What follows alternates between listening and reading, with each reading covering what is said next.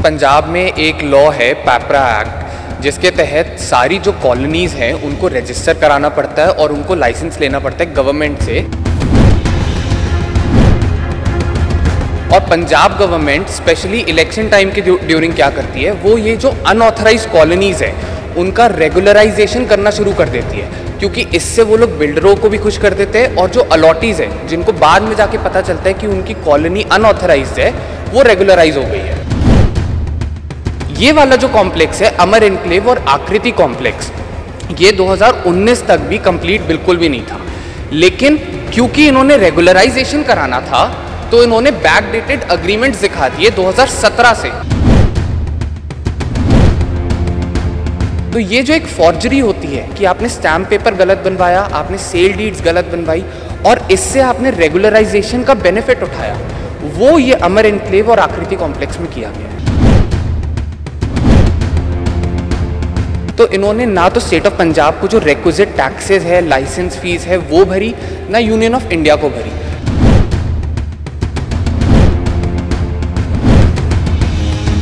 तो नक्शे इन्होंने सेपरेट प्लॉट्स के पास कराए हैं, लेकिन खड़ी जो इन्होंने बिल्डिंग करी है वो एक कॉमन बिल्डिंग करी है। तो वो देखेगी कि जो बिल्डिंग्स आपने पास कराई हैं और जो बिल्डिंग्स आपने बनाई हैं वो ऑथराइज्ड नहीं है, क्योंकि उनके नक्शे कभी पास नहीं हुए। ये जो बिल्डिंग्स खड़ी हुई है ये अनऑथराइज्ड है, इलीगल है और फिर इनको तोड़ा जाएगा। अब तोड़ा जाएगा तो उसमें नुकसान किसका होगा? अलॉटीज का होगा। हमारे पास उनकी रिकॉर्डिंग में मौजूद है, इसमें बड़े साफ तौर पे कह रहे हैं कि जो सुभाष बंसल हैं जी वो फ्रॉड हैं जी, उन पर हमने FIR दर्ज करवा रखी है जी, ऐसे एलिगेशन वो आप पे भी लगा रहे हैं। इसको हम लोग लीगल लैंग्वेज में अगर बोले ये काउंटर ब्लास्ट टाइप की चीज़ है, क्योंकि हमने उनके खिलाफ केसेस फाइल करे हैं। 2018 में रेरा ने इनको एक नोटिस भेजा था कि ये आपकी कॉलोनी है, आपने हमारे साथ रजिस्टर नहीं कराया, तो ना आप इस कॉलोनी को एडवर्टाइज कर सकते हो, ना आप इन कॉलोनीज को बेच सकते हो किसी को।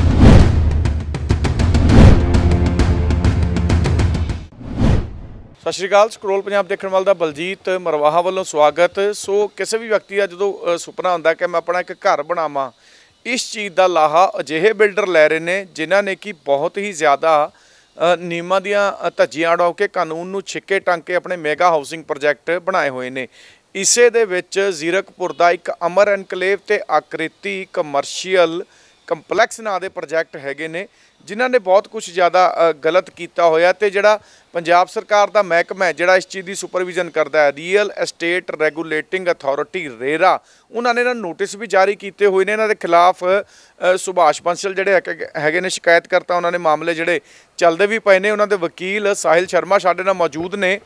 ਮਾਮਲਾ ਸਾਰਾ ਕੀ ਹੈ ਨਾ ਤੁਸੀਂ ਜਾਣਦੇ ਆ। ਸੋ ਸਾਹਿਲ, ਸਭ ਤੋਂ ਪਹਿਲਾਂ ਹੀ ਜਾਣਨਾ ਚਾਹਾਂਗੇ ਵੀ ਜਿਹੜਾ ਅਮਰ एनक्लेव है उन्हें की गलत ਜਿਹੜਾ ਹੈਗਾ ਕੀਤਾ ਹੋਇਆ है। जी सर, तो जैसे पंजाब में एक लॉ है पैपरा एक्ट, जिसके तहत सारी जो कॉलोनीज़ हैं उनको रजिस्टर कराना पड़ता है और उनको लाइसेंस लेना पड़ता है गवर्नमेंट से, इससे पहले कि कोई भी डेवलपमेंट हो सके कॉलोनी की। लेकिन क्या करते हैं कुछ कॉलोनीज़, वो बिना लाइसेंस लिए ही कॉलोनीज़ डेवलप करने लगते हैं। और Punjab government specially election time के ड्यूरिंग क्या करती है, वो ये जो अनऑथराइज कॉलोनीज़ है उनका रेगुलराइजेशन करना शुरू कर देती है, क्योंकि इससे वो लोग बिल्डरों को भी खुश कर देते हैं और जो अलॉटीज़ है जिनको बाद में जाके पता चलता है कि उनकी कॉलोनी अनऑथराइज्ड है वो रेगुलराइज हो गई है। तो सिमिलर चीज़ पंजाब गवर्नमेंट ने करी पापरा के अंडर। 2018 में वो रेगुलराइजेशन करनी शुरू करी, लेकिन उसकी एक शर्त थी कि जो कॉलोनी रेगुलराइजेशन के लिए आ रही है वो 2017-18 तक बन जानी होनी चाहिए। वहाँ पे लोग या तो कॉम्प्लेक्स खरीद चुके होने चाहिए या अलॉटीज जो है उन्होंने घर खरीद लिए होंगे।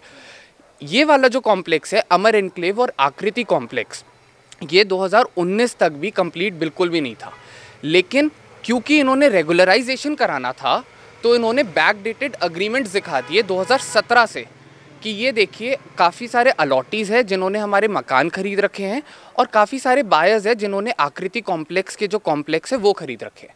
अब इन्होंने ये जो फॉर्जरी है और ये जो फॉल्स डॉक्यूमेंट्स है इनका कैसे यूज़ उठाया।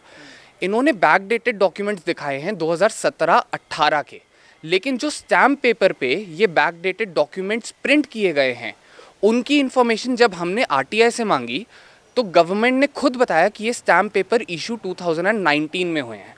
तो अब इन्होंने क्या करा, 2019 में स्टैम्प पेपर्स इशू कराए और उससे 2017-18 के बैकडेटेड अग्रीमेंट्स दिखा दिए। इससे क्या करा, उन्होंने एप्लीकेशन डाली, रेगुलराइजेशन की, और गवर्नमेंट को बताया कि देखिए 17-18 में ही हमारी कॉलोनी पूरी बन चुकी थी, लोग खरीद चुके थे और सारा कॉम्प्लेक्स जो था उसके सारे प्लॉट्स बिक चुके थे। तो ये जो एक फॉर्जरी होती है कि आपने स्टैम्प पेपर गलत बनवाया, आपने सेल डीड्स गलत बनवाई और इससे आपने रेगुलराइजेशन का बेनिफिट उठाया, वो ये अमर एनक्लेव और आकृति कॉम्प्लेक्स में किया गया है। अब इन्होंने ऐसा क्यों करा? अगर आप पैपरा में लाइसेंस लेते हो तो उसके बहुत सारी प्रोसीजरल फॉर्मेलिटीज़ होती है, आपको बहुत पैसे देने पड़ते हैं लाइसेंस लेने के लिए, CLU लेने के लिए, और भी बहुत सारी इंपॉर्टेंट इन्फॉर्मेशन सप्लाई करने के लिए गवर्नमेंट को। लेकिन अब रेगुलराइजेशन में क्या होता है, गवर्नमेंट कहती है अच्छा आपने इलीगल कॉलोनी बना ली, कोई नहीं, आप दिखा दो कि आपकी कॉलोनी बन चुकी है, हम आपको रेगुलराइज कर देंगे। तो इससे इनका CLU लेना, लाइसेंस लेना, सारी फीस भरना, वो वाला सारा जो झंझट है वो ख़त्म हो जाता है। तो ये इन्होंने बैकडेटेड अग्रीमेंट्स दिखा के अपना ये सारा झंझट ख़त्म कर दिया और स्टैम्प फी पे करे बिना, लाइसेंस लिए बिना इन्होंने रेगुलराइज करा ली, झूठ बोल के पंजाब गवर्नमेंट से ये वाली कॉलोनी। रेवेन्यू चोरी भी कह सकते हैं किस्म की? सर रेवेन्यू चोरी भी है, क्योंकि आप जो स्टैम्प पेपर लेते हो, आप जो सेल डीड्स बनवाते हो, उन सब में ड्यूटी पे करनी पड़ती है आपको, लाइसेंसिंग फीस पे करनी पड़ती है, चेंज ऑफ लैंड यूज़, ये सारा किसको जाता है? ये सारा स्टेट ऑफ पंजाब को जाता है या कुछ केसेस में यूनियन ऑफ इंडिया को जाता है। तो इन्होंने ना तो स्टेट ऑफ पंजाब को जो रिक्विजिट टैक्सेस है, लाइसेंस फीस है वो भरी, ना यूनियन ऑफ इंडिया को भरी। तो इन्होंने क्योंकि झूठे डॉक्यूमेंट्स दिखा दिए, उन डॉक्यूमेंट्स के तहत कुछ ना इन्होंने पे करा है, ना इन्होंने जो ड्यूटीज़ इन पे लगती है वो पे करी है। झूठे डॉक्यूमेंट्स दिखाने का फ़ायदा ये हो गया कि बिना कुछ पे किए इन्होंने गवर्नमेंट को दिखा दिया कि देखिए हमारा सारा जो फॉर्मेलिटीज़ है वो पूरी है और हमें रेगुलराइज कर दिया जाए। कुछ ऐसा भी इन्होंने गलत किया हुआ था कि परमिशन इन्होंने जो ऑन डॉक्यूमेंट लिए वो 2 रूम सेट के लिए अमर एनक्लेव में और बनाए 3 रूम है, उसमें भी वायलेशंस हैं? करेक्ट। तो आप अगर देखेंगे अमर एनक्लेव के जो नक्शे पास करें और आकृति कॉम्प्लेक्स दोनों के जो नक्शे पास करे हैं और जो एंड रिजल्ट निकला है उसमें बहुत ज़्यादा फ़र्क है। एक जैसे सर ने 2 रूम सेट और 3 रूम सेट के बारे में बताया, सिमिलरली आकृति कॉम्प्लेक्स में इन्होंने क्या करा है, इन्होंने जो नक्शे पास कराए हैं वो सेपरेट प्लॉट्स के कराए हैं।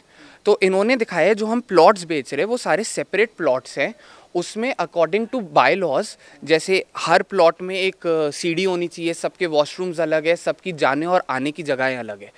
तो नक्शे इन्होंने सेपरेट प्लॉट्स के पास कराए हैं, लेकिन खड़ी जो इन्होंने बिल्डिंग करी है वो एक कॉमन बिल्डिंग करी है।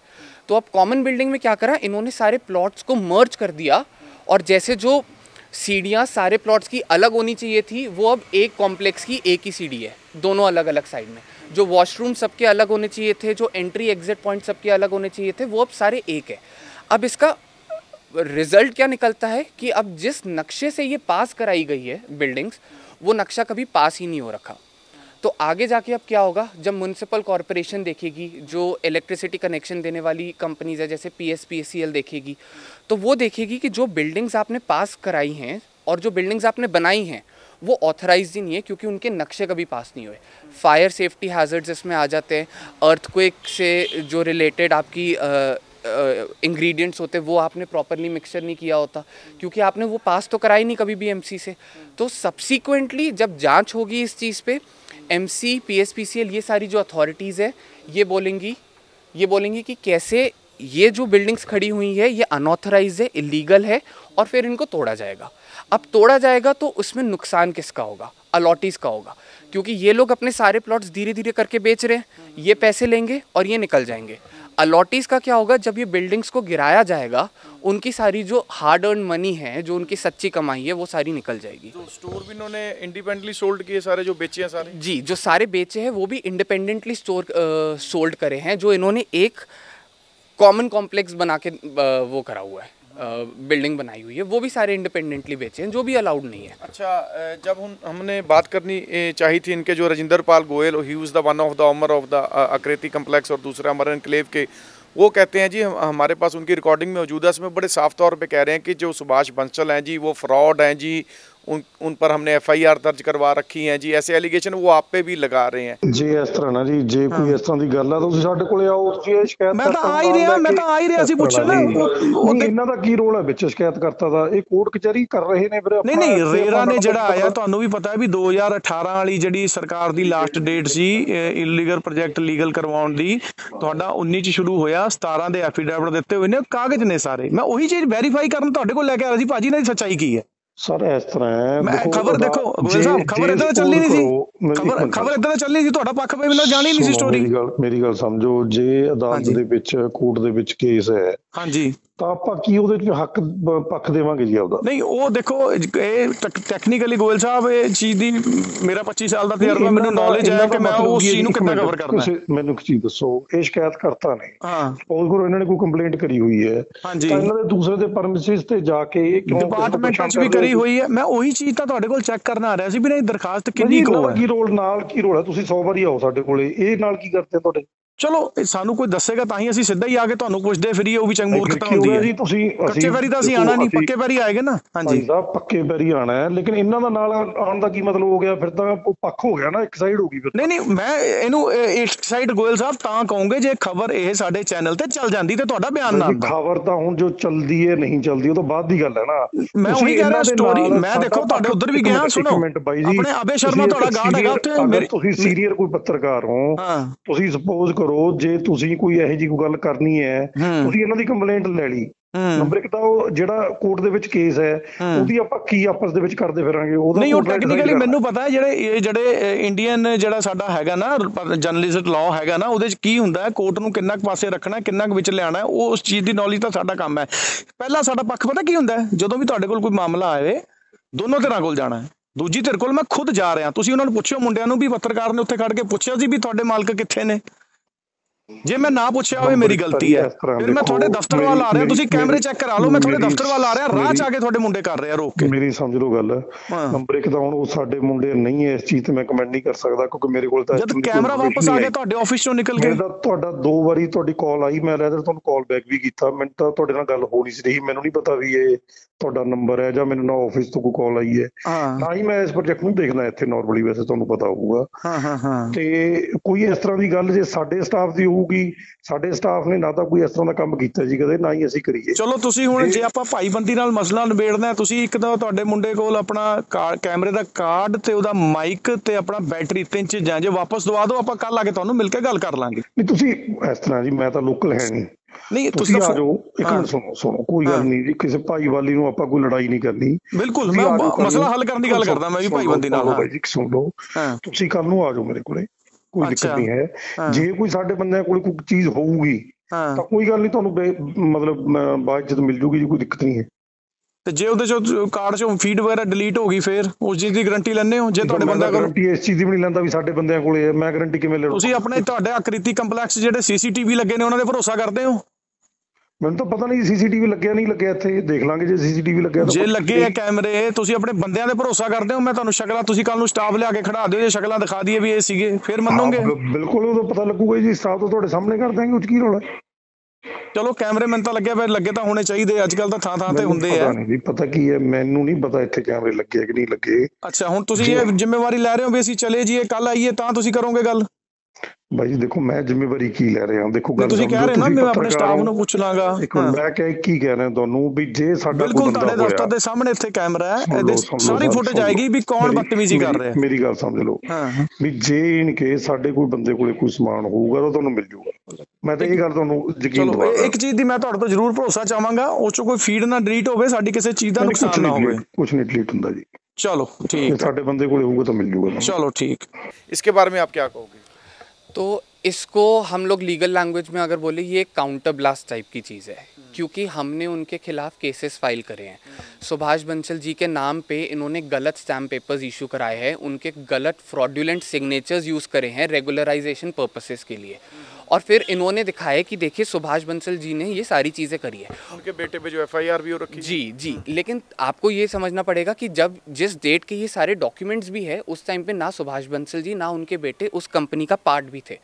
तो अब क्या है, उनको पता चल चुका है, गोयल जी और राजन जी को, कि वो लोग फंस चुके हैं। हमने उनके खिलाफ काफ़ी एफआईआर्स कर दिए, हाई कोर्ट ने कॉग्निसेंस ले लिए, काफ़ी केसेस वहाँ भी चल रहे, रेरा इनके ऊपर कॉग्निसेंस ले चुका है।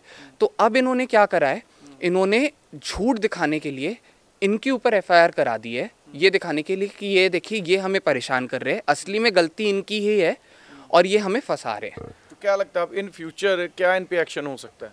सर, इन पे बहुत मल्टीपल टाइप्स के एक्शंस हो सकते हैं। जैसे आपको पता होगा, सेक्शन 3 रेरा एक्ट का कहता है कि आप जो भी कॉलोनी बना रहे हो, जो भी आप डेवलपमेंट प्रोजेक्ट कर रहे हो, वो रेरा अथॉरिटी के साथ रजिस्टर होना चाहिए। 2018 में रेरा ने इनको एक नोटिस भेजा था कि ये आपकी कॉलोनी है, आपने हमारे साथ रजिस्टर नहीं कराया, तो ना आप इस कॉलोनी को एडवर्टाइज कर सकते हो, ना आप इन कॉलोनीज़ को बेच सकते हो किसी को। इन्होंने ऐसा नहीं करा, तो रेरा ने काफ़ी साल बाद दोबारा से सेक्शन 59 का एक नोटिस इशू करा, जिसमें इनके अगेंस्ट पर्सनली चार्ज प्रेजेंट किया जाता है कि जब हमने आपको कहा था कि आप रजिस्टर कराइए हमारे साथ, उसके बिना भी आपने ना रजिस्टर कराया, आपने एडवर्टाइजमेंट करी और आपने बेचा, जो रेरा लॉस के अगेंस्ट है। ये चीज़ आप नहीं कर सकते। सिमिलर चीज़ यहाँ पे ये हो जाती है कि जिन अलॉटीज़ को आपने प्लॉट्स बेचे हैं, उनको ये दिखा के भेजा है कि हमारा नक्शा पास हो रखा है, हमारी जो कॉलोनी है वो लेजिटिमेट है, वो भी एक झूठ बोल के करा है। थर्डली, इन्होंने फॉर्जरी करी है, not just with the allottees but with the state of Punjab and union of India as well, जो मैंने आपको बताया था स्टैम्प पेपर वाली चीज़ है ना। चौथी चीज़, अब आपको रिसेंटली पता होगा जो म्यूनसिपल कॉरपोरेशन है, उनको भी इस चीज़ का पता चला कि इन्होंने जो आकृति कॉम्प्लेक्स बनाया है, इसके नक्शे कुछ और पास कराए हैं और बेचा इन्होंने कुछ और है। तो अभी रिसेंटली म्यूनसिपल कॉरपोरेशन के भी ऑफिशियल्स साइट पर गए थे आकृति कॉम्प्लेक्स के। ये 23 दिसंबर की बात है। 23 दिसंबर की बात है, और इन्होंने उनके साथ भी हाथापाई करी। हाथापाई क्यों करी ऑफिशियल्स के साथ? क्योंकि उनको पता है एक बार सर्च होगा पूरा, जब सारी चीज़ें सामने आएंगी तो सबको पता चल जाएगा कि इन्होंने जो कॉम्प्लेक्स खड़ा करा है ये पूरा इलीगल है और पूरा अनऑथराइज्ड है। तो इनके ऊपर एक नहीं मल्टीपल केसेस चल सकते हैं, और धीरे धीरे करके सारी जो डिपार्टमेंट्स है, गवर्नमेंट से लेकर पुलिस से लेकर, सारे इनके ऊपर केसेस फाइल करने शुरू करेंगे। कुछ ऐसा भी सुनने में आ रहा है कि पंजाब के ये एक आईपीएस हैं, बड़े सीनियर लेवल पे हैं, और मोहाली डिस्ट्रिक्ट पुलिस के एक एसपी हैं जो कि इनके बिजनेस में हिस्सेदार हैं, वो इनको शेल्टर कर रहे हैं। ये भी सही है सर? ये वाली बात भी हमारे इन्फॉर्मेशन में बहुत क्लियरली आई है कि ये लोग जो अब कर रहे हैं, क्योंकि इनको पता है कि ये बैकफुट पर आ चुके हैं, इनके खिलाफ एक एक करके हम लोग प्रूफ जमा कर रहे हैं। तो अब इन्होंने क्या करा है, इन्होंने दूसरा तरीका अपनाया है कि बैकडोर एंट्री मान लो, कुछ भी मान लो, जिससे ये जो इनके कॉन्टैक्ट्स है, जो इनके जान पहचान वाले हैं, चाहे वो सर्विसेज में हो गए, चाहे वो पुलिस ऑफिशियल्स हो गए, वो उनका यूज़ करके, इलीगल यूज़ करके हमारे ऊपर दबाव बना रहे हैं कि हम अपनी सारी कंप्लेंट्स वापस ले लें, और जो भी हमने इनके खिलाफ एविडेंस इकट्ठा करा है वो सारा हम ख़त्म कर दें। तो ये चीज़ पहली बार नहीं हुई है, वो अलग चीज़ है, क्योंकि अब ये ज़्यादा प्रॉब्लम में फंसे, तो अब ये ज़्यादा एग्रेसिवली हमारे ऊपर अटैक कर रहे हैं इन इलीगल तरीक़ों से। ठीक है। सो ਸਾਹਿਲ शर्मा ने दसिया है भी जो इन्होंने जी कार्रवाई जी की हुई सी, किस तरह इन्होंने गलत अपने आप नूं 19 प्रोजेक्ट बनाना शुरू कर देंगे, 17-18 ਦੇ 19 डॉकूमेंट एफीडेविट करके 17-18 ਦੀ ਤਰੀਕਾਂ ਉਸ ਤੇ ਪਾ ਕੇ ਦਿਖਾ ਦਿੰਦੇ ਤੇ ਲੋਕਾਂ ਨੂੰ ਪ੍ਰੋਜੈਕਟ ਵੇਚ ਗਏ ਨੇ। ਸਰਕਾਰ ਨੂੰ ਧੋਖੇ 'ਚ ਰੱਖਿਆ, ਨਗਰ ਕੌਂਸਲ ਜੀਰਕਪੁਰ ਨੂੰ ਧੋਖੇ ਦੇ ਵਿੱਚ ਰੱਖਿਆ, ਰੇਰਾ ਨੂੰ ਧੋਖੇ ਦੇ ਵਿੱਚ ਰੱਖਿਆ ਤੇ ਹੋਰ ਕਈ ਮਹਿਕਮਿਆਂ ਤੋਂ ਮਨਜ਼ੂਰੀਆਂ ਲਏ ਵਗੈਰਾ ਪ੍ਰੋਜੈਕਟ ਆਪਣੇ ਵੇਚ ਚੁੱਕੇ ਨੇ। ਹੁਣ ਜਦੋਂ ਪਰਤ ਦਰ ਪਰਤ ਜਿਹੜਾ ਇਹਨਾਂ ਦੀਆਂ ਜਿਹੜੀਆਂ ਸਥਿਤੀਆਂ ਸਾਹਮਣੇ ਆ ਰਹੀਆਂ ਨੇ ਤੇ ਉਸ ਤੋਂ ਬਾਅਦ ਇਹ ਆਪਣਾ बौखलाहट ਦੇ ਵਿੱਚ बहुत कुछ ਅਜਿਹਾ कर रहे जो है जा करना नहीं चाहता। कुछ और जानकारी भी ਜਿਹੜਾ ਹੈਗਾ ਸਾਹਿਲ ਸਾਡੇ ਨਾਲ शेयर ਕਰਨਗੇ। ਹੋਰ ਕੀ ਦੱਸਣਾ ਚਾਹੁੰਦੇ हो ਸਾਹਿਲ? अब जैसे राजन सर हैं, जो मैंने आपको अमर एनक्लेव और आकृति कॉम्प्लेक्स के बारे में बताया, वो इनके प्रमोटर है। तो अब इनका एक और प्रोजेक्ट है होराइजन के नाम से। अब रेरा क्या है, रेरा मैंडेट करती है कि आप जो भी प्रोजेक्ट हमारे साथ रजिस्टर करा रहे हैं, उससे रिलेटेड सारे आदमी, जो प्रमोटर है, जो डेवलपर है, उनका नाम आपको हमें देना है ना। अब क्या हुआ, जो राजन जी है, क्योंकि उनको पता है कि उनके खिलाफ ऑलरेडी रेरा की एक सर्च और ये जो है कार्रवाई ऑलरेडी चल रही है, इंक्वायरी चल रही है, हाई कोर्ट में इनके अगेंस्ट काफ़ी केसेस फाइल हो चुके हैं, एफआईआर इनके अगेंस्ट हो रखी है। तो इनको पता था अगर ये होराइजन में अपना नाम रेरा को देंगे तो रेरा शायद इसको पास ना होने दे या उस पर भी सर्च शुरू कर दे, क्योंकि सेम प्रमोटर है और एक प्रमोटर जो ऑलरेडी डिफ़ॉल्टर है वो दूसरा प्रोजेक्ट बना रहे हैं, तो ऑब्वियसली रेरा को भी लगेगा कि अच्छा इसमें भी कुछ गलती हो सकती है। तो अब इन्होंने क्या करा है, जो इन्होंने पेपर सबमिट करे हैं होराइजन के रेरा के साथ, उसमें राजन जी का कहीं नाम ही नहीं दिखाया है, जबकि रेरा क्लियरली कहता है कि आपको सारे प्रमोटर्स का जो नाम है जब भी आप प्रोजेक्ट रजिस्टर करा रहे हो वो आपको सबमिट करना है। तो देखा जाए ये एक और वायलेशन है रेरा एक्ट की, कि इन्होंने जानबूझ के राजन जी का नाम हटाया है अपने आप को बचाने के लिए, कि इनके ऊपर कोई सर्च एंड सीजर टाइप की चीज़ ना हो, कोई इंस्पेक्शन ना लगे। तो ये in it self is a separate violation अब जो ये कर रहे हैं।